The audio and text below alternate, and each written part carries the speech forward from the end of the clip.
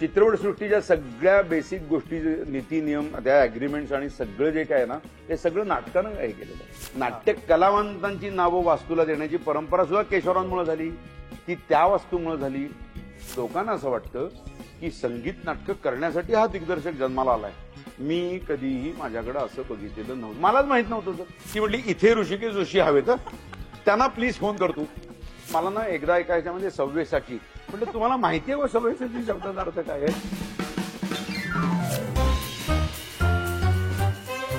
नमस्कार, कॅचअप मध्ये आपल्या सगळ्यांचं स्वागत आहे. आज आपण कॅचअप करतोय ऋषिकेश जोशी यांच्या सोबत. ऋषिकेश, स्वागत आहे. धन्यवाद. निमित्त खूप खास आहे.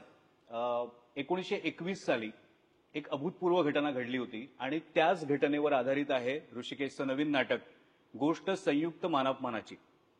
ऋषिकेश, मला असं वाटतं की तू आधी हा सगळा किस्सा आम्हाला सांग की दोन दिग्गज, एकीकडे केशवराव भोसले आणि एकीकडे बालगंधर्व, हे दोन दिग्गज एकत्र आले, एका नाटकात त्यांनी काम केलं ज्याचा प्रचंड बोलबाला त्या काळात झालेला होता. पण नेमकं काय घडलं होतं, कसं घडलं होतं आणि हे तुझ्या नाटकात नेमकं कशा पद्धतीने तू मांडणार आहेस हे तू आम्हाला सांग. म्हणजे गोष्ट संयुक्त मानापमानाची त्या गोष्टीकडे जरासं मी नंतर येतो. आधी संयुक्त मानापमान म्हणजे काय, तर त्याच्या आधी मानापमान, संगीत मानापमान, ते जे 3 पदर आहेत ते काकासाहेब खाडीलकरांचं ते नाटक 1915 सालचं. स्वाभाविकपणे त्यावेळेला 1915 पर्यंत मराठी रंगभूमीवर अत्यंत दिग्गज गायक कलावंत आलेले होते. आता ह्या लोकांचं मोठे पण कशात मोजायचं ना ते खूप आता लोकांना कळेल. या अर्थाचं सांगायचं झालं तर पहिली सुभद्रा म्हणून भाऊराव कोल्हटकर आले, जे अण्णासाहेब किर्लोस्करांनी त्यांना आणलं होतं. पण भाऊराव कोल्हटकर आणि तेव्हा स्त्रिया काम करत नसत, त्याच्यामुळे स्वाभाविकपणे पुरुषच सगळ्या भूमिका स्त्रियांच्या करायचे. तो पहिला एक शाणा नट होता भाऊराव कोल्हटकर असा, की त्यांनी ठरवलं की ते वयाची 35 वगैरे झाली. अण्णासाहेब किर्लोस्करांनी बडोद्यातनं साधारणतः मुलं पळवणाऱ्या टोळीसारखं अण्णासाहेबांनी भाऊराव कोल्हटकरांना एका हरदासे आख्यानातून उचलून आणलं आणि गायकी ऐकली होती आणि त्यांनी सुभद्रा नाटक आणि ती पहिली सुभद्रा मिळाली. त्यांची गायकी इतकी अत्युच्च होती. तो असा शाणा पहिला नट होता की 35 वय झाल्यानंतर ते म्हणले की मी स्त्री भूमिका योग्य नाही, आता स्त्री भूमिकांसाठी मला सुभद्रेसाठी नवीन गायक कलावंत हवा. तर म्हणून जाहिरात म्हणजे त्यांनी खूप म्हणजे त्या काळच्या कशा ऑडिशन्स असतील तशा घेतल्या, त्याने मिळेल ना, तर त्यांनी जाहिरात दिली. म्हणजे दरवेळेला माझ्या प्रत्येक किस्सात एक सोन्याचा रेफरन्स येईल, त्यामुळे लोकांना कळेल की 1903 साली वगैरे 6.5 रुपये तोळा सोनं वगैरे जेव्हा होतं तेव्हा भाऊरावांच्या जाहिरातीत असं लिहिलं होतं की माझ्या गायकीच्या जवळपास जाणारा गायक मला मिळाला तर त्याला 500 रुपयाचं बक्षीस दिलं जाईल, अशी जाहिरात होती. आणि तरीही कुणी मिळालं नाही. आणि त्याच्यानंतर मग बालगंधर्व आले. पण त्या बालगंधर्वांनी किती अभूतपूर्व गंधर्व नाटक मंडळी वगैरे स्थापन केली आणि कंपनीचा ऐश्वर वैभव म्हणजे त्यावेळेच्या द्रौपदी नाटकासाठी आपण ह्या आकड्यांची कल्पना पण नाही करू शकत. 70,000 रुपयाचा सेट उभा केला होता. गालीचे बिलीचे झुमर अत्तर बित्तर आणि चामा निमा एवढा. म्हणजे विचार कर ना की अनेक राजे रजवाडे त्यांना राजाश्रय देण्यासाठी बडोदा संस्थान, होळकर संस्थान, कोल्हापूरचं राजर्षी शाहूंचं संस्थान, एखादा राजा कलावंतासाठी त्यांची गायकी इतकी उत्कृष्ट आहे म्हणून चांदीची आणि सोन्याची जर असलेल्या पैठण्या देत होते की या. तर ह्याच बरोबरीनं केशवराव भोसले महत्ता बघ. कलकत्त्याला एकदा ते असेच गायले तेव्हा त्यावेळेच्या त्या गोहरजांनी, आता ह्या गोहर त्यावेळेला एक 6 गायिका गोहर नावाच्या ह्या कलकत्त्याच्या त्या खूप प्रसिद्ध गायिका होत्या. त्यांनी केशवरावांना त्यावेळेला 4.25 लाखाचा हिरा गिफ्ट केलेला होता. 4.25 लाखाचा हिरा तो त्याने आयुष्यभर वागवला. की म्हणजे तेव्हा ना दातृत्वाची पण इतकी कमाल होती ना. आता त्यावेळेला ही अशी 2 मेरुमणी दिग्गज कलावंत, दोघांच्याही स्वतंत्र नाट्यसंस्था, यांची ललित कलादर्श. बरं, ललित कलादर्श केशवरावांनी वयाच्या 16व्या वर्षी स्थापन केलेली. 5,000 रुपये भांडवल त्यांनी उभं केलं व्यापाऱ्याकडनं.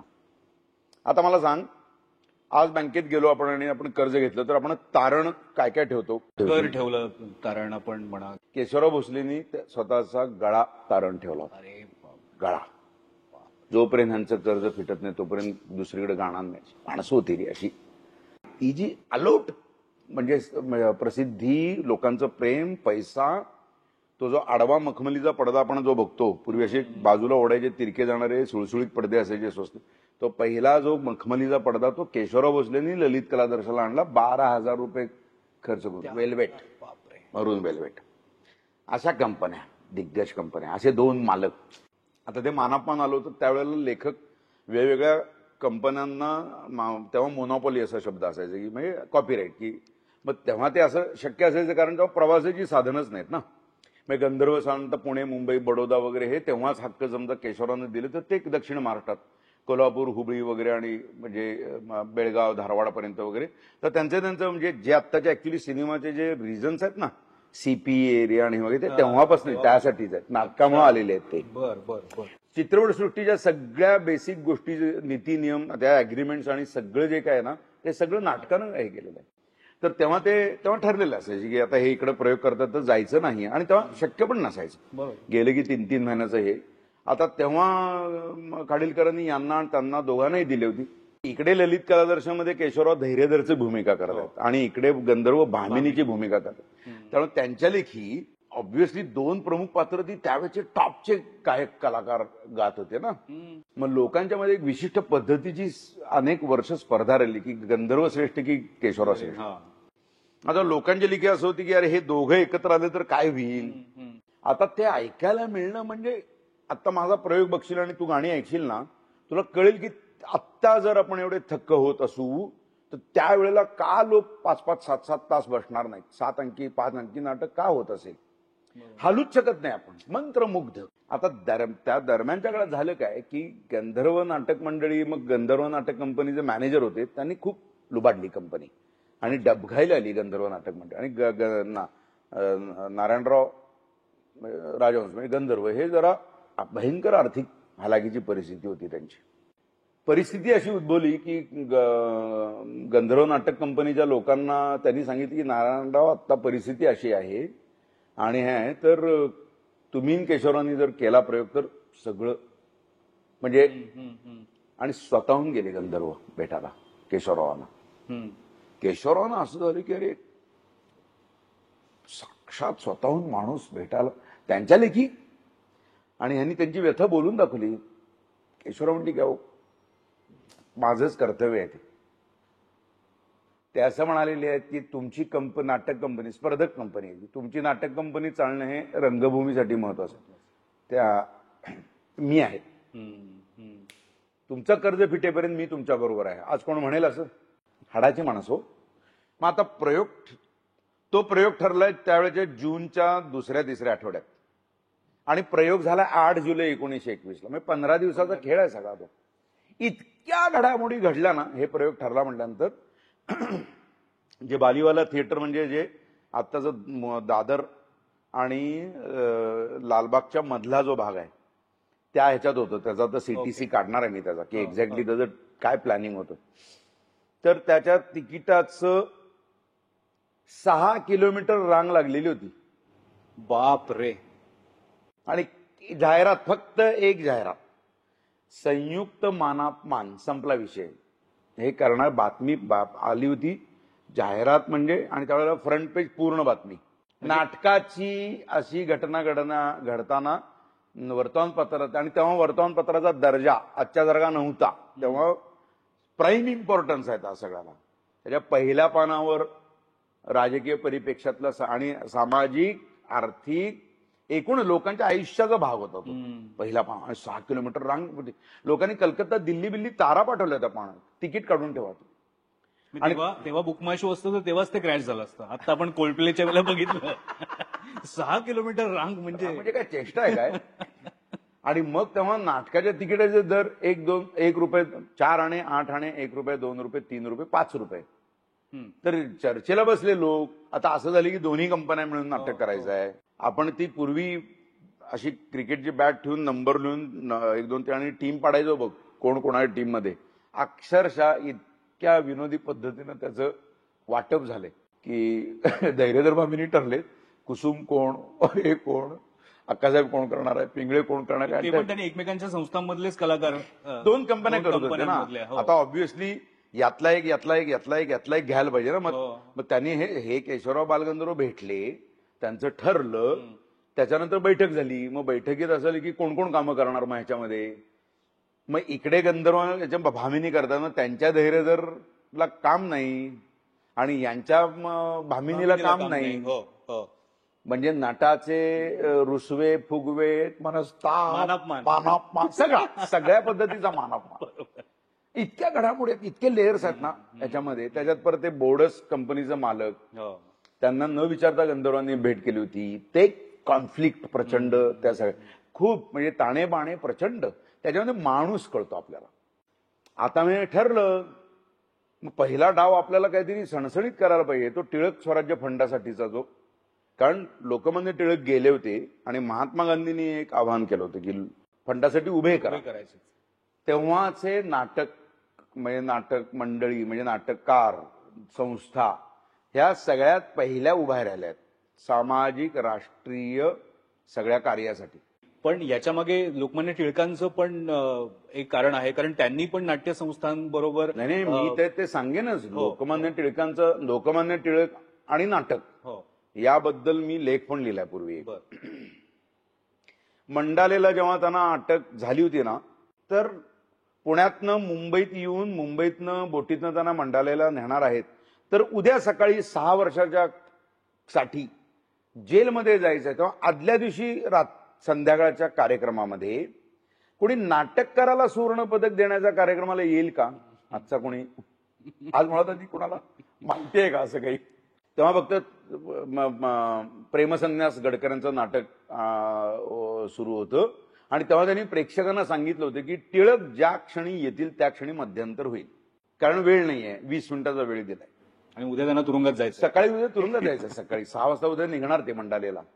आदल्या दिवशी संध्याकाळी आल्यानंतर ते आले. 20 मिनिटाचा कार्यक्रम झाला आणि ते गडकऱ्यांना सुवर्ण पदक टिळकांनी जे गडकऱ्यांना दिलं तेवढ्यासाठी. आता याच्यामध्ये लोकमान्य टिळक यांचा कलेकडे बघण्याचा दृष्टिकोन, गडकरी रामगणे गडकरी हा लेखक काय, आणि तेव्हा त्यांचं वय साधारणतः 22-25 वगैरे अशा तरुण, म्हणजे त्यांची काय म्हणजे दोन्ही बाजू काय कुवत आणि काय प्रतिभा असेल ती, त्या प्रतिभेचा सन्मान कसा करावा. तेव्हा टिळकांनी भाषण केलं होतं. ते म्हणाले की हे जे प्रचलित नाटक आणि हे वगैरे हे झालं नाटकातनं समाज प्रबोधन. आणि स्वतः काकासाहेब खाडिलकर यांना टिळकांनी केसरीचं संपादक बनवलं होतं. नाटक टिळकांचा प्रभाव जेवढा जबरदस्त होता म्हणूनच तर त्यांनी कीचकवत खाडिलकरांनी लिहिलं ना, की ज्याच्यामुळे सेन्सॉरशिप आली. तर ते भाषणात असं म्हणाले की फक्त नाटक हे समाज प्रबोधनाचं नाही, तमाशा सुद्धा तेवढाच महत्वाचा आहे. तमाशामध्ये सुद्धा स्वातंत्र्याचा उद्गार असला पाहिजे आणि तमाशे पण असे बनवा. शेकडो लोकांच्या नाटक कला दिग्दर्शक लेखक वगैरे या सगळ्यांसाठी ते उभे राहिलेत. प्रमाणपत्र दिली आहेत, रेकमेंडेशन लेटर दिलेली आहे. मला सांगायचं तेच होतं की ते पण एक कारण होतं की त्या टिळकांच्या नावे तो फंड उभा करायचा. आणि असं कारण आहे म्हटल्यानंतर जेव्हा नाटकाच्या तिकिटाचं जर ₹1, ₹2, ₹3, ₹5 तेव्हा यांनी ठरवलं की नाही ₹100, ₹50, ₹25, ₹10 असला पाहिजे. ही 1921 सालची गोष्ट आहे, जेव्हा सोन्याचा भाव होता ₹15 तोळा. तर ₹5 मोठं नाटकाचं तिकीट आहे आणि ₹15 तोळा सोनं आहे. म्हणजे 3 नाटकाच्या तिकिटात 1 तोळा सोनं येणार होतं. आज 1 तोळा सोन्यासाठी किती नाटकाची तिकीट घ्यावी लागतील, असे एक वेगळे गणित मांडून जाऊ दे. मग आता असं झालं की त्यावेळेला ₹10 तिकीट, जिथे मुळात एक्झिस्टिंग नाटकाचं तिकीट ₹5 रे, तिकडे कमीत कमी 10च आहे. बरोबर, त्या दुपटीनं सुरुवात आहे. मुळात एक गंधर्व म्हणाले नाही असं नाही, सामान्य लोकांसाठी करतो, ₹1 तिकीट ठेवायला पाहिजे वगैरे. ते नाईलाज असतो, त्या मॅनेजरनी छापलं वगैरे. एकही तिकीट ₹1 गेलं नाही, सगळी तिकीटं ब्लॅक झाली. म्हणून ब्लॅक ही परंपरा सुरू झाली संयुक्त मानापमानामुळे. बापरे, अच्छा. ब्लॅकची तिकीटं ही परंपराच संयुक्त मानापमानामुळे झाली. आणि इतकी अलोट गर्दी भारतभराभर, त्याच्यामध्ये पंजाबी, सिंधी, गुजराती, पारशी, ब्रिटिश असे असंख्य प्रेक्षक होते त्या प्रयोगाला, कारण त्यांचा ऑराच इतका होता ना. आता आपण परदेशी नाटक आल्यानंतर बघतो ना, तोच दबदबा होता त्यांचा. सर्व भाषिक लोक. तेव्हा जीवनजी महाराज नावाचे होते, ते त्या दोघा गायकांवरचं प्रेम किती, तर त्यावेळेला त्यांनी 3,000 रुपये पहिल्या रांगेतल्या याच्यासाठी मोजलेले आहेत. 3,000 रुपये, एवढं प्रेम प्रेक्षकांचं. मग आता तेव्हा तो फंड जमला 16,500 रुपये, 16,800. हे एका नाटकाच्या एका प्रयोगाचं उत्पन्न होतं. आता 15 रुपये तोळा म्हणजे 16,800, म्हणजे आजच्या घडीला तू किती न मोजशील, तू नुसतं 16 कोटी वगैरे जाऊ शकत नाहीस. ती कदाचित त्या याच्यामध्ये 160 कोटीला वगैरे जाऊ शकते. खूपच काळाच्या अगदी असं नाटकाचं महत्व होतं. आणि मग त्या दोघांनी एकत्र येऊन करायचं जे ठरवलं, त्याला त्यांनी संयुक्त मानापमान नाव दिलं. आणि ते नाटक कसं घडलं, काय त्याची कारणं होती. मी मानापमान नाटक नाही करत आहे, किंवा केशवराव भोसले बालगंधर्व त्यांनी संयुक्त मानापमान केलं ते मी नाटक नाही करत आहे. खाडीलकरांनी लिहिलेलं ते नाटक कसं घडलं त्याची गोष्ट सांगतोय मी. प्रयोगामागची मेकिंग ऑफ संयुक्त मानापमान, मेकिंग ऑफ लगान नंतर ते गाणं लक्षात घ्या. तर तेही तेच मेकिंग ऑफ लगान हे सिनेमाचंच मेकिंग म्हणून सिनेमा माध्यमातलं आहे. संयुक्त मानापमान मेकिंग हे नाटक माध्यमातच आहे मेकिंग. आणि ते भव्य आहे. त्याची एकही घटना खोटी किंवा काय कोणी म्हणू शकतो आहे. तुम्ही अभिराम भडकमकर पण लेखक, मी पण लेखक, म्हणायला तुम्ही बरोबर बसून मस्तपैकी लिहिलं नाही. सगळे संदर्भ, उद्या कोणी मला विचारायला एका साध्या आकड्याचे, तारखेचे, संख्येचे, नावाचे 50-50 संदर्भ आहेत. नाही, खरंच मोठी घटना आहे. म्हणजे आणि तू जसा उल्लेख केलास ना, की जे नाटक, जो प्रयोग झाला त्याची एक झलक आम्ही बालगंधर्व सिनेमात पाहिलेली आहे, जे अभिरामनेच लिहिलेलं आहे. पण तो प्रयोग कसा झाला, कसा घडला, ही गोष्ट तुझ्या नाटकात आम्हाला बघायला मिळणार आहे. एक फक्त मी विचारतो, तू सांग हे बरोबर आहे की नाही. रामकृष्ण हरी भडकमकर असे एक डॉक्टर होते आणि त्यांची ही कल्पना होती आणि त्यांनी ती बालगंधर्व आणि ह्या सगळ्या लोकांना हळूहळू सांगायला सुरुवात केली होती, असं मी ऐकलं होतं. मला खरं माहित नाही. आणि ते भडकमकर आणि अभिराम भडकमकर यांचा काही संबंध नाही. काही संबंध नाही. ते जे रामकृष्ण हरी भडकमकर आहेत ते पाथरी नाटकात आहे. त्यांचा संबंध आहे, त्यांचा नक्कीच संबंध आहे. कारण त्यांनी हा खेळ करायचं ठरलंय. या दोघांनी आपण एकत्र नाटक करायचं ठरवलं. पण त्यांनी हे सुचवलं की हे आपण पहिला प्रयोग त्याचा टिळक स्वराज्य फंडासाठी करू. अच्छा. ते त्या रामकृष्ण भडकमकर डॉक्टर होते ते. काय योगा डॉक्टर, डॉक्टर रामकृष्ण. ते म्हणाले की असं काहीतरी करायला पाहिजे की. आणि त्यावेळेला बालीवाला थिएटरची कपॅसिटी आणि एकूण ती कित्येक, म्हणजे आजच्या षण्मुखानंदाच्या दुप्पट वगैरे म्हटलं जातं ते. तर 4,500-5 हजार प्रेक्षक बसतील असं ते. तर त्याच्या दुप्पट 10,000 लोक प्रेक्षागृहाच्या बाहेर होते. किमान ऐकायला येईल, किमान ते काहीतरी झलक, चुकून घुसलो आतमध्ये जाताना दिसतील, हवं काहीतरी काय. आणि एका बाजूला बाहेर असा जनसमुदाय सागर लोटलेला आहे आणि आत काहीतरी वेगळंच चाललं होतं मेकअप रूम मध्ये आणि ह्याच्यामध्ये. अच्छा. म्हणजे मानापमान सुरू होते. नाही, ते कल्पना पण नाही करू शकत आपण. ते नाटकात आहे. ते नाटकात आहे. नाटकात नसतं तुम्ही विचारणार होतो. ते नाटकात आहे. नाही, तीच तर मजा आहे. बरोबर. की ऍक्च्युली एका बाजूला बाहेर इतकं काय त्याचं भव्य स्वरूप होतं. संबंध भारतात बघ, संयुक्त मानापमानाची चर्चा पानटपऱ्या, ट्राम आणि चहाच्या टपऱ्यावर ते जाऊ देच, रेसकोर्स बिस्कोर्सला वगैरे त्याचं हे होतं. आज कुठल्या आपल्या नाटकाचं रेसकोर्सला काय तुला मिळते? आज रेसकोर्स पण काही कोणाला माहित नाही, राहिलं नाही आहे. नाटकं सोडूनच दे. तर संबंध भारतभर याची चर्चा होती. संबंध भारतभर. फक्त एकच विषय, दुसरी चर्चाच नव्हती लोकांच्या देखील. आता तो जो प्रयोग झाला ना, तो एकच का झाला हे तुम्ही नाटक बघायला या, त्याशिवाय तुम्हाला कळणार नाही की दैव दुर्विलास कशाला म्हणतात, काय होतं नक्की. म्हणजे नियती किती क्रूर असू शकते. आणि तो भव्य दिव्य कारणांचा, माणसांचा सच्चेपणाचा, माणसांच्या कोत्या मनोवृत्तीचा, शंकांचा, राग लोभाचा, मानापमानाचा, नियतीचा, असा सगळ्याचा खेळ आहे तो. आणि तो अनेक स्तरावरच आहे. राजकीय स्तरावर आहे, सामाजिक स्तरावर आहे, माणसांच्या स्तरावर. माणूस म्हणून आहे, दोन कलावंत, त्यांचे एकमेकांबद्दलचं काय नक्की लोक ज्या पद्धतीनं पाहत होते, हे लोकांकडे काय पद्धती, ते दोघं एकमेकांकडे काय बघताय, ते जे अंतस्थ असतं ना, ते अंतस्थ आहे या नाटकामध्ये आणि त्याचे अनेक स्तर आहेत पण सगळे. तरी ते संगीत नाटक आहे तरी ते संगीत नाटक आहे. आणि भव्य आहे. भव्य म्हणालास. भव्य आहे. भव्य म्हणजे कुठल्या प्रकाराने भव्य असं म्हणजे आता आपण नाटक बघतोय ते आम्ही करतोय ते हा हा आम्ही करतोय ते प्रदीप मुळे यांनी अप्रतिम नेपथ्य केलेलं आहे. बर कौशली नामदारनी अप्रतिम संगीत दिलेलं आहे. मयुरा रानडेंनी आउटस्टँडिंग कॉस्ट्युम्स केलेले आहेत. तुम्हाला एक कॉस्ट्युम पट मिळणार आहे कारण ती माणसं तो पिरियड सगळा उभा राहणार. बरोबर म्हणजे त्यावेळेची सगळ्या स्तरातली पात्र आहेत. म्हणजे पेपरवाल्या पोऱ्यापासनं ते ऍक्च्युली नाटकामध्ये धैर्यधर भामिनी ही जी पात्र येतात तर मी असं नक्की सांगेन की धैर्यधर आणि भामिनी धैर्यधरचं कॉस्ट्युम बघायला या. अच्छा हा कारण ते स्वतः बसून बनवलंय. वा तर आता तो पिरियड उभं करणं हे चॅलेंज आहे. ते खर्चिक पण असणं चॅलेंज पण आहे ते. आणि इतिहास तुम्हाला किती तऱ्हेनं सतत साथ घालतो खुणावतो. खरं म्हणजे मी साधं आता हे कपडे शिवत असताना एक साधी गोष्ट बघ की त्यावेळेस ते हत्ती पायजमे त्याला 3 मीटरचं कापडाशिवाय तो होऊ शकत नाही. ती उपरणी धोत्र कोट त्याला आचकन म्हणतात तो गुडघ्यापर्यंत वगैरे. मला असं झालं की कशाला एवढं कापड असं पण किती 2-2 मीटर मध्ये सगळं उरकतंय का वगैरे.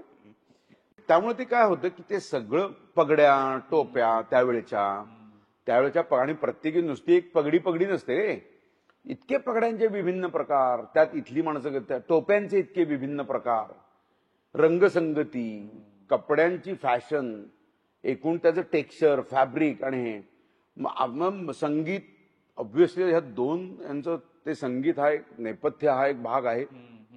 आणि त्याचं सचिन गुरूंनी त्या ह्याचं डिझाईन पण एवढं अप्रतिम केलेलं आहे.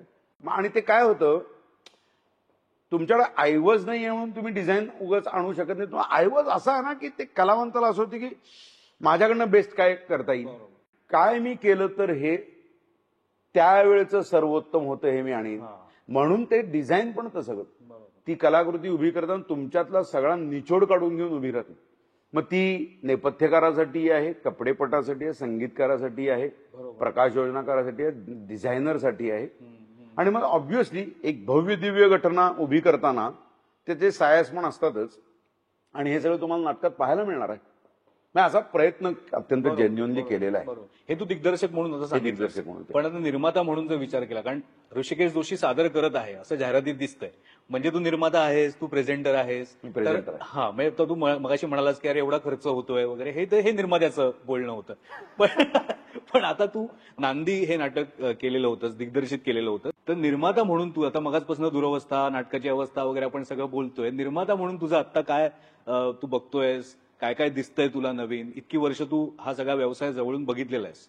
मी अगदी उदाहरण द्यायचं तर परवाच मी बघितलं तर वृत्तपत्रात मला जाहिरातीच दिसल्या नाही नाटकाच्या. तर आता काय गरजच राहिलेली नाहीये का सोशल मीडियावरतीच बराच भर दिला जातोय. गरज राहिलेली नाही असं नाही. आज आता वर्तमानपत्र मुळात खरेदी करणारे लोक किती राहिले आणि बरं वर्तमानपत्र खरेदी करणारे लोक म्हणजे दशांश पण राहिलेत का नाही माहिती नाही. पण जाहिरातीचा खर्च तेवढा प्रमाणात कमी झालाय का तो उलट म्हणजे त्याला क्युम्युलेटिव्ह इंटरेस्टनं वाढल्यासारखा वाढलेला आहे तो. दुसरी गोष्ट तुला कलर जाहिरात देणं एवढं सोपं नसतं ना. त्याचे दर केवढे बरं तू एका दिवसामध्ये वेगवेगळ्या पद्धतीचं आणि नुसतं पोस्टर हा भाग नाहीये कारण ते प्रिंट मीडियाचा सोशल मीडियाला तू व्हिडिओज आहे त्याच्या म्युझिक आहे. पेपरमध्ये तुम्हाला काय त्याचं म्युझिक ऐकायला मिळणार किंवा तुम्हाला काय चलचित्र पेपरमध्ये दिसणार आहे. निर्माता म्हणून मला काय नव्यानं वेगळं कळलंय किंवा मी इतकी वर्ष नाटक करतोच आहे. दिग्दर्शक म्हणून करत असतोस तेव्हा तुला निर्मात्याच्या 50% वेणा ह्या ऍक्च्युली डिरेक्टरला सहन कराव्या लागतात. तर तुझ्या खांद्यावर बसून तर तुला पुढं करून म्हणजे त्या विद्युत दाहिनीच्या जवळ दिग्दर्शकाला उभं करून तो मागं म्हणतो की त्या पहिल्या झाडात तू सोस बाकी माझं मी बघतो वगैरे. पण असं होतं की अभिनय आणि डिरेक्शन पण येते आणि डिरेक्टर तर त्या डिरेक्शन करायला लागलेल्या लोकांना नंतर कोणी अभिनयाची कामं दिली नाही. हे सगळे डिरेक्शनची कामं नाईलाज असतो केलेले सगळे दिग्दर्शक झाले त्यांना कुणी ऍक्टिंगची कामं दिली नाही. तसं आपल्यावर होऊ नये तसं आपलं होऊ नये म्हटलं आपण ऍक्टिंग आपण केल्यानंतर आपण डिरेक्टर कधी आपण म्हणजे मला करायचं मला माझ्या चॉईसने मी कधीही करू शकतो. म्हणून मी ते मुद्दाम नंतर केलं होतं. पण काय होतं माहितीये का, की समजा एक हिशोबाला म्हणून आपण 100 रुपये आहेत, तर निर्माता काय करतो, त्यातल्या 100 रुपयाची जी फोड आहे ना, कशावर किती खर्च करायचे ते निर्माता ठरवतो, आपण नाही सांगू शकत. पण प्रत्येक प्रोजेक्टला त्याचे जे तुकडे आहेत ना, ते मी कशावर पैसे खर्च करायला हवेत प्रॉडक्ट म्हणून, हे ठरवता यायला लागतं. म्हणजे अपरिहार्यता कशाची आहे, की इथं हे बाय डिफॉल्ट हा एवढा खर्च लागणार आहे आणि इथं हा कमी करता येणार आहे. हे दिग्दर्शक म्हणून तुला नाही चॉईस असत, तो निर्माता म्हणून असतो. त्यामुळे निर्माता म्हणजे त्याची एक व्यावसायिकता. म्हणजे मी आता लॉकडाऊनच्या वेळात नाटक केलं, ते व्यवसाय मी स्वतःच ते केलेलं होतं. मला त्याची व्यावसायिक गणित माहिती आहेत, काय आहेत ती, कशी आहेत आणि काय आहेत. आणि दुसरी गोष्ट अशी आहे की आत्ता मी झालो म्हणजे माझ्या डोक्यात मला माझा शो आणायचा आणि मी स्वतःच तयारी करतोय, माझं झालंय सगळं ते. तर हे हा आता हे एकपात्री शो आहे तो. आता म्हटलं तर एकपात्री, तो एकपात्रीतनं द्विपात्री 4 पात्री होत होत तसं सर्कस सारखा मोठा होणार आहे तो शो. बर भव्य. हा, असं तो इतका मोठा शो पर्यंत जाणार तो. बर मला शो आहे म्हणजे मला असं वाटलं की एकपात्री नाही, तो ऍक्च्युली एकपात्री मी केला. बर आता मी पुढचा प्रयोग द्विपात्री, हळूहळू त्याचं काही प्रयोगानंतर ऍड होत जाणार आहे सगळं. त्यामुळे एक प्रोडक्शन असं बघायला मिळेल की पहिला प्रयोग बघितलेल्या लोकांना 10 प्रयोगानंतर परत काय त्याच्यात काहीतरी वेगळं आणि फॉर्म वेगळा असं मिळणार आहे. मला जे भव्य स्वरूप जे आहे तेवढे पैसे माझ्याकडे आता नसल्यामुळे ते मी करत करत तेवढे पैसे आले की मी ते करणार. तर ते करायचं होतं. आणि दुसरी गोष्ट, एका बाजूला व्यावसायिक कामं करत असतो तर नाटक करण्यासाठी हे नाटक काही कारणांनी थांबलं. तर थांबलं आणि कलाकारांच्या तालमी झाल्या, सगळं तयार झालं आणि थांबल्या. अशा वेळेला नाही तुम्ही काय, मग असं असतं की ते काय मारायची ती उडी आत्ताच मारा.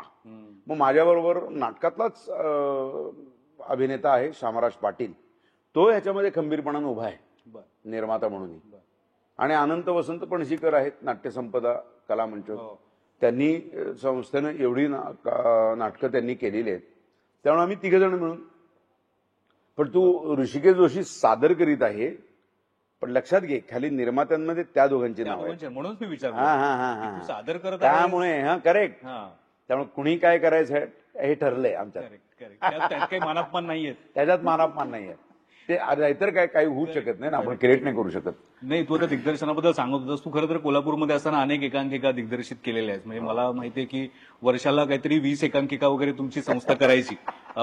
अशा कोल्हापूरमध्ये तू वाढलास आणि केशवराव भोसलेंच्या पुण्यतिथीच्या दिवशी तू ह्या नाटकाचा पहिला प्रयोग करतोयस. हा योग तू जळून आणलास. हा पहिला प्रयोग केशवराव भोसले नाट्यगृहात करता येत नाही, ही खंत आहे का? काय रे खंत काय, रडलो रे. हो ना. प्रयोग जेव्हा ठरले तेव्हाच केशवरावला करायचा ह्याच्यासाठी ढसाढसा रडलो थिएटर जळताना बघून. त्या थिएटरचं वैशिष्ट्य सांगू का काय आहे ते. एक तर पहिली गोष्ट म्हणजे पूर्वीच्या सगळ्या थिएटरची नावं बघा. बालीवाला थिएटर, पारसी थिएटर, पुण्यातलं पूर्णानंद, विजयानंद अशी नावं असायची सगळी.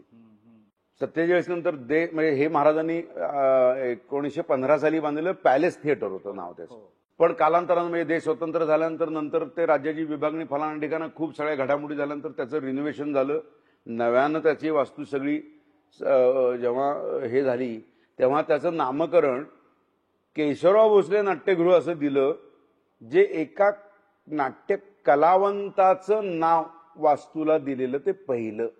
मग त्याच्यानंतर 1-2 वर्षातच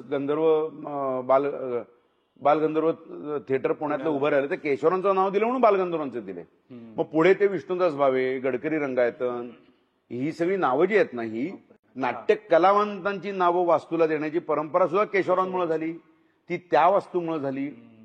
आणि दुसरी गोष्ट, जितक्या थिएटरची नावं मी साधारणतः 50 थिएटरची नावं सांगेन, त्यातलं एकही थिएटर आज अस्तित्वात नाही, कुठलंही नव्हतं.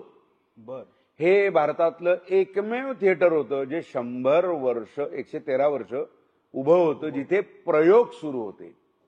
भारतातला असा कोणताही नाट्य कलावंत, गायक, शास्त्रीय मैफिल असलेला संगीतकार, वादक असा भारतातला एकही कलावंत नाही, भारतातला, मराठी नाही म्हणत आहे मी, की ज्यानं त्या मंचावर कला सादर केलेली नाहीये. अहो, त्याच्या केशवराव भोसले नाट्यगृहाचा प्रयोगच मानापमान झालाय. राम गणेश गडकरी खाडीलकर प्रमुख पाहुणे होते.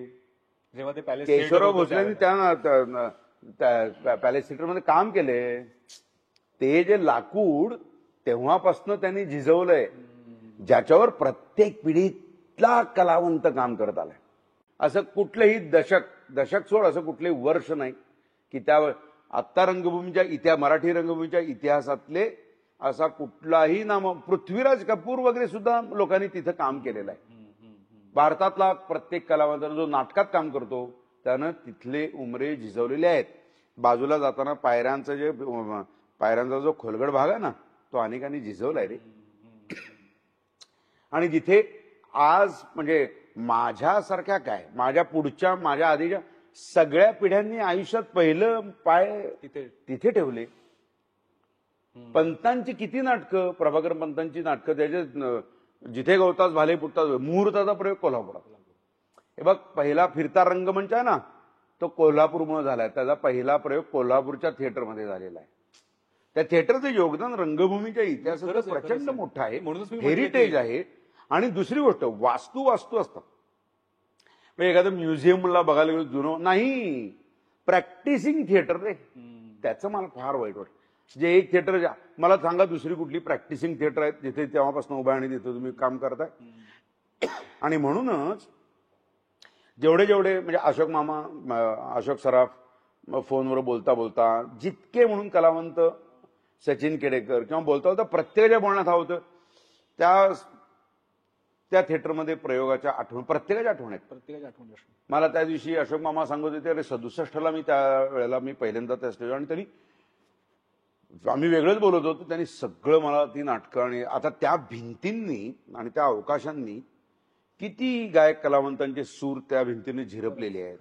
त्या विटांमध्ये काय काय, त्या दगडांमध्ये तिथे त्या वास्तूत तुम्हाला ती व्हायब्रेशन जाणवतात की अरे मी अशा कुठल्या तरी परंपरेच्या ठिकाणी उभा आहे की जिथे लाखो दिग्गज कलावंतांनी आपली कला सजवलेली आहे. आणि ती जबाबदारीचं भान येते तिथे की आणि तो फीलच तो आहे. म्हटलं की जर तुला ही संधी मिळाली असती, हा योग जुळून आला असता. पण माझं भाग्य म्हणेन मी, बरोबर 1 वर्षापूर्वी या संयुक्त मानापमानाचा याचे 2 प्रयोग मागच्या वर्षी केले होते. तो केशवराव भोसलेला 8 ऑगस्टलाच केला आहे. त्याच वेळेला झाला, बरोबर 1 वर्षानंतर त्याच वेळेला प्रयोग सुरू होता. त्याच वेळेला ते थिएटरला आग लागली. तिथे केशवराव भोसले आणि बालगंधर्व या दोघांनी नाटकाचं जेव्हा उद्घाटन केलं होतं, त्या दोघांचे नाट्यप्रयोग होते, बालगंधर्व आणि केशवरावांचं. त्या दोघांनी काम केलेलं नाटकाचा प्रयोग त्या रंगमंचावर झाला आणि त्याच तारखेला त्या थिएटरला आग लागलेली आहे. काय कळलं, तारखा बिरखाना योग ना तुम्हाला ना चक्रावून सोडतात. आपल्याला कल्पना नाही असू शकते काय काय बाबा नियतीचे काय संकेत आहेत बाबा याच्यामध्ये. त्या मग अशा वेळेला तुम्हाला त्या पारलौकिक विश्वावर विश्वास ठेवावा असं वाटतं. बरोबर. आणि ह्या सगळ्या तारखा आणि या सगळ्या घटना तुझ्या खूप लक्षात राहतात. अरे काय हे तुझं एक वैशिष्ट्य आहे. म्हणजे ह्याला जोडून मी विचारेन की तुला एक फेलोशिप मिळाली रंगभूमीचा की संगीत रंगभूमीचा अभ्यास करण्यासाठी. 2004-2005 मला वाटतं. अरे काय झाले माहिती का, माझ्या त्या फेलोशिपमुळे ना इतका गोंधळ उडालाय ना सगळ्या लोकांचा. आणि काय होतं, अरे मी फेलोशिप केली होती त्याचं कारण वेगळं होतं, तिचा विषयच वेगळा होता. अगदी थोडक्यात सांगायचं झालं तर NSD आलो. बरोबर. NSD आल्यानंतर NSD शिकल्यानंतर काय होतं की शेक्सपियर इब्सेन फलांडिकाना ग्रोटोवस्की ब्रेख्त आणि सगळं कोळून पाहिलेलं असतो आम्ही. आणि असं तुम्ही इथं आल्यानंतर प्रयोग आहे, गडकरी रंग आहे त्यांना, इकडे दीनानाथला प्रयोग आहे, इकडे गंधर्वला प्रयोग आहे. तर तिकडच्या अभ्यासक्रमामध्ये 1960 नंतरची आधुनिक रंगभूमी, आधीचं काहीच नाही, त्यामुळे त्याचा अभ्यास नाही काही झाला होता. मग असं व्हायचं की चायला एका बाजूला एवढं सगळं आणि कुणी विचारलं की अरे ते गडकऱ्यांचा एकच प्याला आणि त्यातला जो प्रसंग वगैरे तर मला लक्षात की अरे त्यात क्षणी मी तोंडावर पडणार आहे. त्याची मला फार खंत होती की आता ना म्हणजे ज्यांच्या नावानं थिएटर उभं राहिले त्यांचं ही माणसं का मोठी होती जरा बघायला पाहिजे ना. म्हणून मी माझं ना सगळी नाटकं वाचत बसायचो. त्या नाटकांच्या दौऱ्यात मी प्रत्येकाचं हे काय काय मला लक्षात आलं की ते असं होणार नाही, आपल्याला एक अंकुश लावून घ्यायला पाहिजे काहीतरी. आणि मला एक माझ्या अभ्यासातनं हे माहिती होतं की मराठी नाटक गंमत अशी आहे ना, ती लक्ष्मण देशपांडेंसारखा माणूस 5,000 प्रयोग फक्त एक शार्ट अंगावर टाकून करू शकत होतो. जगात कुठल्याही थिएटरला तो बघायला मिळणार नाही. सेट बीट नसेल तर इंग्लंडमध्ये नाटक बिटक होऊच शकत नाही. काही वाचिक याच्यामध्ये वाचिक अभिनय ही मराठी रंगभूमीची गर पहिल्यापासून आहे. आपलं नाटक म्हणून नाटककार महत्वाचा आपल्याकडे. बरोबर. आता तो नाटककार एवढा महत्वाचा म्हटल्यानंतर तर भाषा का महत्वाची याचा मला अभ्यास करायचा होता. म्हणून मी मराठी रंगभूमीवरील वाचिक अभिनयाचा प्रवास 1843 ते 2000 अशा 160 वर्षाचा कालखंडाचा रिसर्च करत होतो. आणि मौज मग हे मी माझ्या आनंदासाठी ते करत होतो. त्यानिमित्ताने एक फेलोशिप होतीये, उत्तम आपला काहीतरी प्रबंध होतोय. मग आता झालं काय की त्याचं आउटकम म्हणून बायनरी हे म्हणून मी सगळी नाटकं सगळी अभ्यासलीमुळे मला त्याच्यात एक संगती दिसत होती आणि माझ्याकडनं ते नाटक नांदी लिहून झालं. मी काय ते लिहिण्यासाठी रिसर्च नव्हतं. माझा रिसर्चचा विषय वेगळा आहे की भाषेचं महत्व का आहे. आणि मग काळानुसार भाषा बदलली, शैली बदलली, विचार बदलला, म्हणून ती परंपराही सगळी बदलली. म्हणजे शब्दसंग्रह बदलला, त्या शब्दांचे चॉईसेस बदलले, शब्दांचं सगळं रूप बदलत गेली सगळी. आता ते नांदी आल्यामुळे लोकांना काय झालं की मी कुठल्याही कार्यक्रमाला गेलो ना तर लोक ना माझी ओळख करून देताना इतक्या विभिन्न पद्धतीनं मला टेबलाखाली तोंड लपवायची वेळ आणलेली आहे. मला अनेकांनी मराठीचा प्राध्यापक, संस्कृतचा PhD व 36 संगीत नाटकं दिग्दर्शित केलेला दिग्दर्शक. अरे खाडीलकरांनी 36 केले, मी कुठली करणार आहे 36. पण मी जे नांदी केलं ना तेव्हा मला परिषदेचं काकासाहेब खाडीलकर पुरस्कार मिळाला होता. तर ते मिळातात लोक त्याचं ना काहीही याच्या बरोबरीनं विशेषण म्हणजे अरे बेसनाच्या लाडवात एखादा बेदाणा, 50 बेदाणे विशेषण लावून. म्हणजे मला ना एकदा एका ह्याच्यामध्ये सव्वेसाची म्हटलं तुम्हाला माहिती आहे सव्वेसाची शब्दाचा अर्थ काय आहे. लाज म्हणजे किती. आणि त्याच्यामुळे मला ना मला डॉक्टरेट इतक्या लोकांनी दिलेली आहे. बरं मला डॉक्टरेट देण्यासाठी काहीही खर्च करावा लागलेला नाही, लोकांनी ठरवून टाकलेला आहे. तर त्याच्यामुळे मी मराठीचा गाढा अभ्यासक. गाढा हा एक भयंकर एक इतका डोक्याला ताप आणणारा शब्द आहे. संस्कृतचे पंडित. आता काय आहे की तुला ना ती श्लोक वचन किंवा लहानपणापासून संस्कृत, आणि मी माझ्या व्हॉइस कल्चरसाठी भरपूर सरावामध्ये भरपूर काय काय पाठांतर करून ठेवले किंवा प्रॅक्टिस करत असतो. याचा अर्थ मी लगेच वेदशास्त्र संपन्न नाही रे बाबा. माझ्यापेक्षा करोडो माणसं दिग्गज बसलेले आहेत, त्यांच्यासमोर लाज निघते आपली. उद्या अरे मला ना मी भास्कर चंदावरकरांवर आदरांजलीचा लेख लिहिल्यावर ज्या गृहस्थानी तो छापलाय तो लेख सगळा वाचल्यानंतर कळतं. तर ते माझी ओळख करून देताना म्हणाले की 12 वर्ष शास्त्रीय संगीताचा अभ्यास केलेले आज पाहुणेवर. मला असं झालं की चुकून जर कोणी प्रेक्षक म्हणाला की ती जरा बंदिश आणि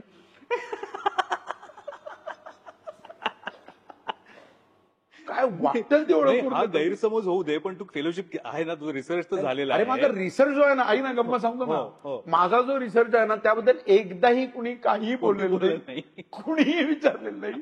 त्या रिसर्चवर माझी आज तगायत कुठेही मुलाखत चर्चा झालेली नाही. ते सोडून म्हणून मी तुला मला वेगवेगळ्या डॉक्टरेट, मला वेगवेगळ्या विषयांचा तज्ज्ञ, मला संगीत रूप रंगभूमीचा आत्ताचा साधारणतः संगीत रंगभूमीचं जगात कोणालाही काही सुचलं की ते मला फोन करतात. पण योगायोगानं असं झालं की त्या नांदीमध्ये गाणी होती. आता नांदीतला मी प्रसंग केला रे, त्यात 3 गाणी होती. ते काय संगीत नाटक होतं का? त्याच्यावर माझ्यावर संगीत दिग्दर्शक, नाटकांचा दिग्दर्शक असं म्हणण्याचं मी काही केलंच नाही त्याच्यामध्ये. तर त्याच्यानंतर गडकऱ्यांचं 100 वर्षापूर्वीचं नाटक, त्यांनी जे पहिलं नाटक लिहिलं होतं संगीत गर्वनिर्वाण, ते माझ्या संशोधनात मला गडकऱ्यांचं हस्तलिखित सापडलं. आता ते सापडलं म्हटल्यानंतर हे आपल्याकडे मस्ती फार ना, सापडणे मग करून बघूया. मग ते नाटक मी केलं डिरेक्ट, संगीत गर्वनिर्वाण. त्याच्यामध्ये मूळ नाटकात 92 पदं होती, त्याच्यात 16 पदं होती. आता ते नरेंद्र भिडेंनी अप्रतिम गाणी रचली. ते मी संगीत नाटक दिग्दर्शन केलेलं आहे, कारण त्याचं संगीत पण बनवलेलं आहे आणि ते संगीत नाटक मी सादर केलंय. मग नंतर नंतर काय आहे की वेगवेगळे नाट्य परिषद किंवा गोबदेवा स्मृती पुरस्कार, त्या अशा प्रसंगांमध्ये त्या विषयाचं इतिहासाचं काय आलं की ते गाण्याला धरून असतं. बरं, आता काय झालं की नाटकाचा अभ्यास करताना तुला नुसत्या ह्या नटांचा नाही करून चालत. मग कुणाचे कोण गुरु, गायकी परंपरा कशी, मग ही घराणी कुठली आणि कसं काय. मला त्याच्यात भयंकर इंटरेस्ट असतो. मला गाणं ऐकता येतं की गायला याची गरज नाही आहे. मी आत्ता सुद्धा नाटकामध्ये त्यावेळेला लोक कशा पद्धतीनं, आता काय होतं, येणारा नट येथून उभारून गाणं म्हणून जातो, त्या नाटकाशी काही संबंध नसतो. ते नाटकाचं संवाद रूप आहे, पद्य संवाद रूप आहे ते. तर त्याचं ब्लॉकिंग आहे, ते बघायला या. मी ते सांगतो, ब्युटिफुल. ते ब्लॉकिंग गाण्याचा भाग आहे तो. मुवमेंट्स असतात ना, आणि मग ते तेवढा माझा कान पक्व आहे की मला त्याचा चॉईस काय, हे असं का नको आहे, ही तेही कुठं हवी, अंतरातनं का उचललं पाहिजे गाणं, ह्याची सुरुवात अशी का हवी, कारण नाटकाचा परिणाम म्हणून. आता त्याच्यावर मी अधिकारवाणीनं बोलल्यामुळे हे असे माझ्यावर आरोप होतात ना, इतकी संगीत नाटक आणि ह्याचा एवढा अभ्यास. अरे नाही, मी नाटक या परिपेक्षात बघतो. संगीत नाटकाचं पुनरुज्जीवन ज्यांनी केलं, आता तू काहीतरी वेगळं काढू असं म्हणतात नाही. हो, पुन्हा हो असं. अरे काय वाटेल ते पुनरुज्जीवन केलं. माझ्यामुळे साधारणतः माझ्याकडून खाडीलकर आले आणि घेरे करायला आता सगळे हे असं काही नाही. त्यामुळे योगायोगानं काय झाली की ही नाटकं आली, मग ती चालली गाजली. त्याच्यामुळे लोकांना असं वाटतं की संगीत नाटकं करण्यासाठी हा दिग्दर्शक जन्माला आलाय. मी कधीही माझ्याकडे असं बघितलेलं नव्हतं, मलाच माहित नव्हतं. तर लोकांनी ठरवलं म्हणून मी झालोय तो आता. आणि मग प्रोजेक्ट असा कुठला येतो जुना, त्याच्यात आणखी एक गंमत सांगतो काय आहे ती. आज जर कोणाला सांगितलंस ना तू करायला, इतकं सहजासहजी कोणी जात नाही करायला. इत्यादी कलाकार त्यांना बोलवा, त्यांच्या तालमी घ्या, त्यात गायक कलाकार आणा बघू शोधून. मग मी शोधतो गायक कलाकार, मग त्यांच्या तालमी, मग जीव काढतो मी माझा. इम्पॅक्ट पाहिजे, मग ते साऊंड सिस्टम पाहिजे, लेपल पाहिजे, ऑपरेटर पाहिजे, साऊंड पाहिजे, तालमी पाहिजे, सगळं पाहिजे. मला तो परिणाम साधायचा आहे. मग मी झटतो त्याच्यासाठी. त्याच्यामुळे ते माझ्यावर ढकलून दिले लोकांनी की हे सगळं तुझं तू कर. मग आत्ताच्या याच्यामध्ये प्रचंड आहे रे मेहनत ती. कारण तुम्ही गायकी आहे का आता ह्याच्यातली, तुम्हाला कळेल काय पद्धतीची गायकी आणि कशी. म्हणून त्याला मेहनत आणि हे आहे. स्टेजवर लागलेला खरा स्वर ह्याच्यासारखं या जगात पवित्र काही नाही रे. त्या टायमिंगनं आलेला लाफ्टर, त्या टायमिंगनं आलेली टाळी, त्या सीनला टाळी, ती त्या स्वरावर आहे. सुरामधली सच्चाई आणि लागलेला अचूक स्वर हा एक कोटी लोकांना एका जागी बसवू शकतो. ते तेव्हा त्यांनी केले आणि आजही घडतं हे. आणि तो अनुभव आपण कलावंत म्हणून घेता यायला पाहिजे. बरोबर. हे हा आगाऊपणा मी करतो की करून बघू. नाही, पण हे तेव्हा शक्य होतं जेव्हा संगीत रंगभूमीचा गाढा अभ्यासक तू असल्यामुळे तुला दिग्दर्शक म्हणून शक्य झालं. नाही, पण मला थोडंसं लेखनाबद्दल सांग की अभिरामने हा सिनेमा जो लिहिला होता बालगंधर्व, त्याच्यामधला एक प्रसंग बालगंधर्व या कादंबरीमध्ये किंवा या पुस्तकामध्ये आपण असं म्हणूया, तो विस्ताराने तो प्रसंग आलेला आहे. आणि त्या नाटकासाठी म्हणून तो पूर्ण प्रसंग, त्याच्या आसपासच्या सगळ्या घटना, ती माणसं, हे सगळं तुमचं कसं ती प्रक्रिया झालेली होती? मागच्या वर्षी सांस्कृतिक विभागानं, महाराष्ट्र राज्य सांस्कृतिक विभागानं, आता जे सचिव आहेत विकास खारगे, ते एकतर सांस्कृतिक विभागाला इतिहासातल्या अशा ज्याचं शतक महोत्सव होत आहे अशा प्रसंगांना रिव्हिजिट करणं, असा विचार मांडणं, हे आधी सांस्कृतिक विभागाचं कौतुकाची गोष्ट आहे. 21 साली आता संयुक्त मानापमान झालं, तर 21ला कोरोना होता, त्यामुळे काय शक्य नव्हतं. तर गेल्या 1-2 वर्षातलं तर संयुक्त माना. तर याच्यापूर्वी श्रीरंग गोडबोलेंबरोबर भरपूर काम करत असल्यामुळे हे आपण सांस्कृतिक विभागातर्फे हा संयुक्त मानापमानचं सुवर्णक्षण म्हणून कार्यक्रम करून मला गोडबोलेंनी विचारलं की हे तू लिही आणि डिरेक्ट कर. तेव्हा मला लिखाणासाठी वेळ नव्हता अजिबात, कारण ते पटकन करायचं होतं आणि ते नंतर बसवायचं होतं. तर अभिरामला आपण विचारू म्हटलं, अप्रतिम, कारण त्याला माहिती आहे, कारण त्यानं कादंबरी लिहिली आणि अभिराम उत्कृष्ट लेखक आहे, त्याला त्यातलं बरोबर हे माहिती आहे हे काय आहे. म्हटलं अभिराम जर लिहित असेल तर हे उत्तम बनेल. बरं हे नाटक नुसतं गायक आणि असं नाही रे, या नाटकात ह्युमर पण आहे, जबरदस्त ह्युमर आहे. कारण तेव्हा माणसं होती रे मॅड, ती मॅड माणसं तुम्ही बघत असताना, त्यामुळे ते सगळ्याचं मिश्रण आहे. एखादा मुद्दा किती चांगल्या शब्दात मांडायचा, ते लेखक म्हणून अभिनवला अवगत आहे इतकी वर्ष. आणि प्रत्येक वेळेला प्रत्येक गोष्ट आपणच लिहायला पाहिजे असं नाहीये. जरा एक वेगळा फ्लेवर असतो. त्यामुळे मी सुद्धा काही मीच लिहिलेलं मी डिरेक्ट करेन असंही मी काही ठरवलेलं नाहीये. ते संयुक्त मानपमानचे नाटक आहे ते आपण जसं तू मगाशी म्हणालास की महात्मा गांधींनी आवाहन केलं होतं टिळक स्वराज्य फंड उभा करायचा आणि मला असं वाटतंय की मुंबई इलाका जो होता त्यावेळेला त्याच्यातून 60 लाख रुपये असं एक काय म्हणतात त्याला टार्गेट दिलेलं होतं आणि 40 लाख रुपये बाकी भारतात. तर गांधींनी त्या प्रयोगाला यावं कारण तो त्या सगळ्या फंड लोकमान्य टिळक आणि महात्मा गांधींमधला फरक बघ. हा टिळकांचं रंगभूमी आणि हे इतकं अलोट प्रेम. तर टिळक गेले, आता आम्ही फंड हे म्हणून गांधीजींकडे प्रस्ताव घेऊन गेलेलो. तर गांधीजी म्हणाले की मी काय नाटक बिटक बघत नसतो. ते मला काय मी कधीच आयुष्यात त्याने ना आयुष्यात कधी त्यानंतर सिनेमा पाहिला ना नाटक पाहिलं. आणि नाटक बघणं हे त्यांना का वर्ज्य होतं काहीच कळलं नाही. किंवा ती कला म्हणून आपल्याकडे श्रेष्ठ दर्जाला पोचलेली कला होती. खरं गायकी किंवा हे वगैरे. पण नाही, व्रत म्हणजे व्रत. मी नाटक पाहत नसतो. आता त्यांना कोण बोलणार. लोक म्हणाले की तुम्ही प्रयोगाच्या आधी या किंवा मध्यंतरात या किंवा संपल्यावर देऊ. तिथं मी येणार नाही आणि नाही आले ते. आता सांगू का की एक प्रसंग ना करोडो गोष्टी सांगतो रे. खरंच आहे की काय कोणाचं कसं काय. अरे हे मी तुला काय प्रयोग बघितल्यानंतर तुला कळेल की नाटकाचा प्रयोग परवा दिवशी आणि रात्री काय झालं होतं. उत्सुकता आणतोयस तू. त्याशिवाय काय उपयोग आहे मग आता. नाही आम्ही बघणार हा प्रयोग नक्कीच बघणार. पण ऋषिकेश आता हे सगळे तुझी धावपळ चालली. तू दिग्दर्शक आहेस, तू निर्माता आहेस, हे नाटक एवढं सगळं तू पेलवतोयस वगैरे. तुझा आता गेल्या आठवड्यात सिनेमा आला धर्मवीर 2. मला वाटतं पुढच्या आठवड्यात तुझा सिनेमा येईल फुलवंती. तू आहेस त्याच्यामध्ये. बरं तुझा रोल काय असा छोटासा रोल कधी नसतो. असा जरी असला तरी म्हणजे महत्वाचा असला तरी असा काही कमी डायरेक्ट अटल बिहारी वाजपेयीच वगैरे तू स्वरगंधर्व सुधीर भडके या सिनेमामध्ये वगैरे. तर ही सगळी धाव हे कसं तू जमवतोस. आणि या 2 सिनेमांच्या बाबतीत काय झालं की आता ते धर्मवीर 2 हो आता त्या सिनेमाची मर्यादा काय की जे त्या सिनेमात जी पात्र आहेत ती लाईव्ह कॅरेक्टर्स आहेत. बरोबर. त्यामुळे त्याला साधर्म्य.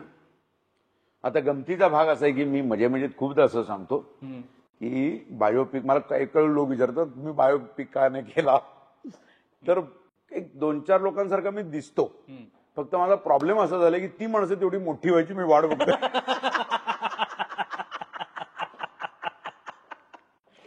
तरी प्लीज त्यांच्यावर बायोपिक होण्यासारखं काहीतरी आयुष्यात करावं. तर या सिनेमात असं होतं की आता ते काही तुझ्या हातात नाही ना की तू कोणासारखं दिसणार आहेस. आता धर्मवीरमध्ये जितके आमदार खासदार आणि एकूण सगळे आहेत कुठल्या नटाची लॉटरी लागणार आहे काय माहिती. पण त्यातलं ऑब्व्हियसली ते माननीय ज्ञानराज चौगुले त्यांची भूमिका मी केली. ते लाईव्ह कॅरेक्टर त्यांचं करायला मिळालं कारण शेवटी मतदारसंघ आमदार आणि बरं त्यांची भूमिका सगळी त्या सगळ्या याच्यामध्ये महत्वाची क्रिटिकल भूमिका होती सगळ्या याच्यामध्ये. लोकांना ती महत्वाची एक शेवटची घटना दिसली. पण माघारी काय झालं होतं कोण कोण लोक होते ते आम्ही सिनेमा करत असताना सुद्धा आम्हाला त्या सगळ्या गोष्टी कळत गेल्या. मग आता तिकडे फुलवंतीमध्ये पंत चिटणीस. आता बघ कसा आरोपाचा धनी कोण कसा आणि कसा त्याचा फायदाही होतो बघ. एक तर मी जन्मजात कोल्हापूरचा आहे. पण कोल्हापुरातले लोक आता बऱ्याच लोकांना मी कोल्हापूरच्या माहित नाही. त्यांना ते मला मुंबईचा समजतात. मुंबईतले सर्व लोक मला अजूनही आता मुंबईत कोल्हापूरपेक्षा मुंबईत माझी जास्त झाली वर्ष राहून. तर मुंबईचे लोक मला कोल्हापूरचा समजतात आणि उर्वरित सर्व लोक मला पुण्याचा समजतात. ह्याचं मला काही कारणच कळलेलं नाही आहे. स्वभाव तुझा स्वभाव त्याच्यामुळे असणार. हा ऐक तेच कारण आहे. तर ह्या सिनेमामध्ये एक सीन आहे. फुलवंती येते गावात आले आणि ते पंत चिटणीस रिसिव्ह करायला गेलेले आहेत. ती म्हणते की आम्हाला वाटतं की साक्षात पेशवेच येतील. तर तो म्हणतो हे काय आलेलेच आहेत. ते म्हणतो कोण. तो म्हणतो दस्तूर खुद्द स्वतः. त्याची बघते. तो म्हणतो की पुण्यात प्रत्येक जण जन्मजात स्वतःला पेशवाच समजतो. असं इंट्रोडक्शनचं वाक्य. स्नेहलनं मला सांगितलं की स्नेहलनं प्रवीणला सांगितलं हे वाक्य लिहून. ती म्हटली इथे ऋषिकेश जोशी हवे तर त्यांना प्लीज फोन कर तू. हे वाक्य सुचल्यावर हे अचूक पद्धतीनं आणि तितक्या यानं पोहोचवणार यानंच करा. म्हणून मला हसत हसत प्रवीणने फोन केला आणि तो म्हटला अरे बाबा पहिला डायलॉग लिहून झाल्यावर सांगितले की नाही नाही नाही नाही इथे तूच पाहिजेस वगैरे.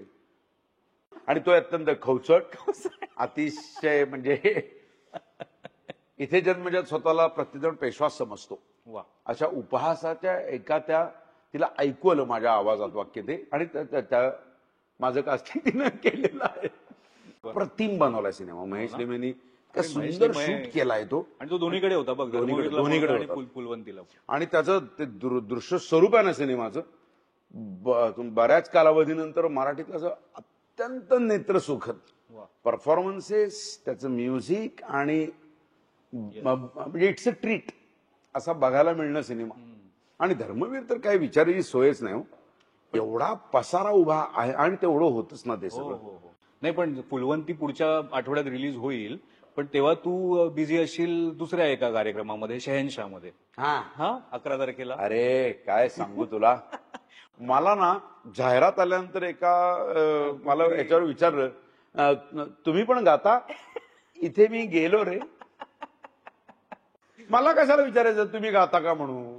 पण मग तू काय आहेस त्याच्यामध्ये, काय आकर्षण काय आहे आम्हाला आमच्यासाठी? मी श्रीयुत बिग बी यांच्या आयुष्यातले हे काही अत्यंत संस्मरणीय मी किस्से सांगणार आहे. वा. काही वेळेला ना काही प्रसंग सांगताना तो एक उगाच तो फार धोका असतो आत्मप्रौढीचा, हे स्वीकारून वगैरे. त्यामुळे मी शक्य मला असं होतं की नको ते आता परत ह्याच्यावर, आणि कोण स्वतःला समजून घेतायत हे, आणि ते ट्रोल आणि हे वगैरे. आता ब्रिजच्या वेळेला आम्ही साधारणतः 3 वर्ष एकत्र काम केलं, त्यामुळे ते उत्तम हे आहे, मैत्री आहे म्हणजे. तर एकदा मी शूटला गेलो आणि मी फोनवर बोलत होतो खूप वेळ. तर अभिषेकने ते बघितलं आणि ते थट्टा मस्करी चालते ती. ते दिग्दर्शकाला भयांक देखो तुम्हारा एक्टर मतलब 1 घंटे से फोन पे बात कर रहा है, और वो त्याचं खूप पिडणं सुरू होतं मला. ते झाल्यावर मी ऍक्च्युली दिव्य मराठीचा पत्रकार सुजय शास्त्री कोल्हापूरचा माझा लहानपणापासूनचा मित्र आहे. आणि सुजय तिकडे, आणि तो आणि आपल्या पिढीचा, तर त्याला माहितीये की अरे बच्चन साहेबांच्या करिअरची 50 वर्ष झाली, तर प्लीज तू लेख लिही. तर माझं ऑलरेडी शूटिंग सुरू होतं, त्यामुळे लिहित बसणं शक्य नव्हतं. तो म्हटला नाही नाही काही वाटेल ते कर, तू बोल, मी शब्दांकन करतो. म्हटलं तू शब्दांकन कर पण मला पाठव, कारण मी तपासून घेईन, कारण त्याच्यामध्ये घोळ नकोत काही. आता एक फोनवर मी अख्खा लेख मी बोलतोय, आता त्याला तेवढा वेळ लागणार ना. तर हे ह्या भयंकर ते फोनवर बोलतोय आणि वगैरे, ते झाल्यावर खूप तास उभा राहिला नाही. तर मी म्हटले की सर आपके जो पिताजी है उनके करियर के जो 50 साल हुए उसके बारे में मैं आर्टिकल आ रहा है. त्याला झालं की अरे वडिलांचं नाव म्हटल्यानंतर थोडंसं तो खूप असा, सर आपने मतलब डैड का नाम ले लिया तो आप मतलब मुझे चुप बैठना ही पडेगा मतलब. आणि तर त्याला वाटलं मी थाप मारली काहीतरी कारण, म्हणजे आता वडिलांचं नाव सांगून वगैरे सुटका करून घेतली वगैरे. आणि पटेच ना, त्याला पटलंच नाही रे मी असं काहीतरी आहे. दुसऱ्या दिवशी लेख आला ना, मी वर्तमानपत्र दिलं, हे काल हे चाललेलं होतं, हा लेख. त्याला स्वाभाविक आहे रे आनंद, त्याला इतका, कारण अख्खं पूर्ण पान होतं ते. मला व्हॅनिटीत बोलवलं आणि can I have 1 copy, can I take this. म्हटलं की एक वर्तमानपत्र काय म्हटलं. तर मला म्हणाला की मी डॅडना देतो. आणि पण म्हटलं सर हे मराठीमध्ये, आणि he reads Marathi every day. अच्छा, ते रोज मराठी वाचतात म्हणे. बर. आणि मी लिहिलेला तो लेख हे वडिलांना वाचायला घेऊन गेले. आता मला सांगा ह्याच्यापेक्षा काय. आता मग ते ऍक्च्युली स्वतःहून त्यानं ना, मी तो लेख लिहिलाय, ते पेपर तो, आणि मी असा फोटो त्यानं स्वतःहून काढून घेतलाय तो. मग मला नंतर सांगितलं कसं वाटलं त्यांना. Dad like your article. काय पाहिजे आम्हाला अजून, आता काय पाहिजे. खरंच आहे. वा. आणि मग काय आहे त्याच्याकडनं खूप किस्से ऐकले तरी. बरोबर. बरं मी ते फर्स्ट हँड ऐकलेत. मी प्रत्यक्षात त्यांचा मुलगा मला सांगतोय गप्पा मारता मारता, ह्याच्यापेक्षा वेगळं काय पाहिजे अजून. आणि आम्ही खूप गप्पा मारायचो रे, कारण आणि ते दिग्दर्शकाला एवढा ताप व्हायचा की नंतर मला ना प्रोड्युसर कडनं मेसेज आले की प्लीज सर आप उनके साथ मत बैठिए, बहुत लेट होता है शूट. म्हटलं की अरे हे प्लीज पसरवू नका रे, आधीच माझ्यावर आरोप एवढा आहे. ऍक्च्युली तोच सांगतो आणि मी ऐकतो, मी काय बोलणार. मी भले केशवराव बालगंधर्व काही सांगितलं, त्याला काय त्यातलं माहिती आहे. मोठा माणूस आहे तो, आडनाव बच्चन असतं रे. त्याला माझ्याबरोबर गप्पा मारण्यात मरणाचा इंटरेस्ट. ते काय मैत्रीचं, प्रेमाचं किंवा काय त्याला म्हणूया कम्फर्टचं नातं बनेल, ह्याच्यात माझं शून्य कॉन्ट्रीब्युशन आहे. मी काय म्हणजे मी कुणीच नाही रे अशा लोकांच्या समोर. रोज माझ्यासाठी गोड खायला घेऊन यायचं शूटला. आम्हाला दोघांनी गोड आवडतं. एक पण दिवस असा नाही की माझ्यासाठी काही खायला आणलेलं नाही, किंवा माझ्या नावावर अरे खूप मला इतका विकलाय की मुद्दा विचार, सर आप चीज चिली टोस्ट अभी खाना है ना आपको, अभी इच्छा है ना की, सर घ्या ना, करा ना. मग त्यांचा आचारी बनवणार, मग माझ्यावर ढकलून ना स्वतःला पाहिजे ते. आणि आम्ही प्रचंड खादडंती केलेली आहे. त्यामुळे ते अशा संपर्कामुळे काय होतं, खूप ऐकलं रे. पण हे सगळं त्या दिवशी लोकांना ऐकायला खूप आवडेल अर्थातच. हा, त्यातले काही किस्से मी सांगणार आहे त्या दिवशी शहनशाह या कार्यक्रमामध्ये. या कार्यक्रमामध्ये आणि किस्से लाजवाब आहेत रे. क्या बात आहे, क्या बात आहे.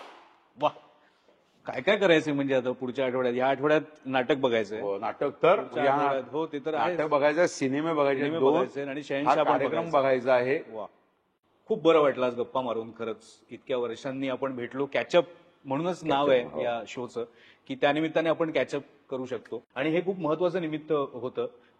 गोष्ट संयुक्त मानापमानाची. या माणसाचा प्रवास कोल्हापूरमधनं सुरू झालाय अंकुर नावाच्या एकांकिकेपासून. हो रे. तो अंकुर इथपर्यंत आलाय वाया एनएसडी असा तो त्याचा प्रवास आहे.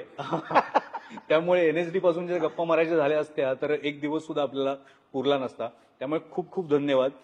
तू आलास आणि इतकं सगळं सांगितलंस. मी प्रेक्षकांनाही विनंती करेन, आवाहन करेन की 4 ऑक्टोबर परवाच्या दिवशी केशवराव भोसले यांच्या पुण्यतिथीच्या दिवशी पहिला प्रयोग गोष्ट संयुक्त मानापमानाची हा होणार आहे. तर तो नक्की बघा. 11 तारखेला फुलवंती रिलीज होतोय, तोही बघा. 11 तारखेला पंडित फार्म्स पुण्यामध्ये शहनशाह नावाचा कार्यक्रम आहे, तोही बघा, तोही पहा. त्यामुळे बरंच हा माणूस करतोय, तर आपण जाऊन बघायला पाहिजे, आस्वाद घ्यायला पाहिजे. जाता जाता तुला एक गिफ्ट छोटीशी बी बिरबल यांच्याकडून. हे बघ, आता तू सिनेमा लिहिशील पुढे जाऊन, किंवा तू निर्माता आहेस, तर त्याच्यामुळे नाटकाच्या तारखा लिहिणं ते सगळं, तर त्यासाठीची डायरी आहे. आणि वेगवेगळ्या शहरात जाऊन तू नाटक करतोस, तर तेव्हा पोस्ट कार्ड्स. अरे वा, तर हे फारच छान, फारच छान, फारच छान, अप्रतिम. एकतर तुझ्या पॉडकास्टचं मला कलर स्कीम फार आवडली. फार कमी कालावधीमध्ये खूप रन्स काढलेले आहेस तू. थँक्यू. आणि तू लवकरात लवकर मिलियनला जाणार असं मला दिसतंय. थँक्यू. ह्याच माझ्या शुभेच्छा. दिल्यास ते खूप महत्वाचं आहे. शेवटी जर सबस्क्राईब करण्याचं आवाहन सुद्धा केलंच तर नक्की आवडेल. उत्तम चॅनल, अत्यंत वेगवान प्रसिद्धी मिळते आहे. तुम्ही सबस्क्राईब करा. याचा 1 मिलियनचा टप्पा तुमच्याचमुळे तो पूर्ण होणार आहे लवकरात लवकर. लाईक करा, सबस्क्राईब करा आणि ते बेल आयकन दाबून टाका एकदम पटकन. तू 1 मिलियन म्हणालास म्हणून मी पण म्हणतो की लवकरात लवकर तुझ्या नाटकाचा सुवर्ण महोत्सवी आणि त्यानंतर शतक महोत्सवी प्रयोगही होणार आहे. वा वा वा वा वा. नाही, ते प्रयोग हाऊसफुल व्हावेत सगळे. हो, ते हाऊसफुल होणार म्हणून तर ते इतक्या वेगाने शतक महोत्सवापर्यंत जाणार.